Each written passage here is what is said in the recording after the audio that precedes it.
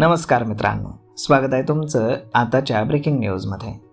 मित्रांनो, मागच्या 10 दिवसांपासून मान्सूनची वाटचाल रखडली आहे. मान्सून अरबी समुद्रातच आहे. अजिबात मान्सूनची प्रगती नाही. राज्यात पेरण्या देखील रखडल्यात.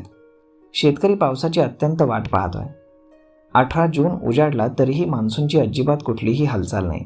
सुरुवातीला सांगण्यात आलं की राज्यामध्ये मान्सून 15 जूनला दाखल होईल असा अंदाज होता. मात्र त्यानंतर 20 जूनला मान्सून राज्यात दाखल होण्याचा अंदाज देण्यात आला. आता जून महिनाच कोरडा जाण्याची शक्यता आहे. अरबी समुद्रातील मान्सूनची सध्याची हालचाल पाहता 20 जूनला मान्सूनच्या पावसाची शक्यता अत्यंत कमी आहे.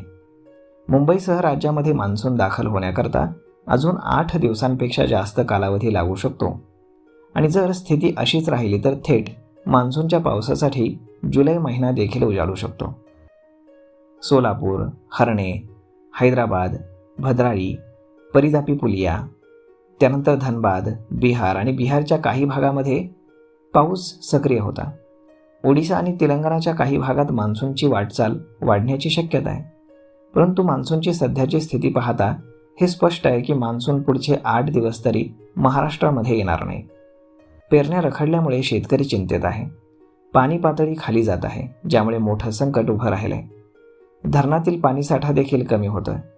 त्यामध्येच आज राज्यातील अनेक भागामध्ये उष्णता वाढण्याची शक्यता हवामान विभागानं वर्तवली आहे. यामध्ये पालघर, ठाणे, मुंबई, रत्नागिरी, सिंधुदुर्ग या भागांमध्ये अत्यंत उष्ण वातावरण राहील. 1 जुलैपर्यंत राज्यामध्ये सर्वत्र पाऊस दाखल होण्याचा अंदाज आहे. सांगली, सातारा, कोल्हापूर, अहिल्यानगर, पुणे या भागामध्ये वादळी वाऱ्यासह पाऊस होण्याचा अंदाज आहे, परंतु तो 1 जुलैपर्यंत. हवामानामध्ये बदल होतोय. सकाळी काळे ढग येत आहेत, ते पाहायलाही मिळत आहेत, मात्र पाऊस काही होत नाही. दुपारी उष्णता वाढतीये आणि त्यामध्येच प्रशांत महासागरामध्ये अल निनो सक्रिय आहे. या अल निनोमुळे यंदा पाऊस कमी होण्याचा अंदाज वर्तवण्यात आलेला आहे. मात्र अजून साधा मान्सूनही राज्यात दाखल झालेला नाही, त्यामुळे शेतकऱ्यांची चिंता वाढली आहे.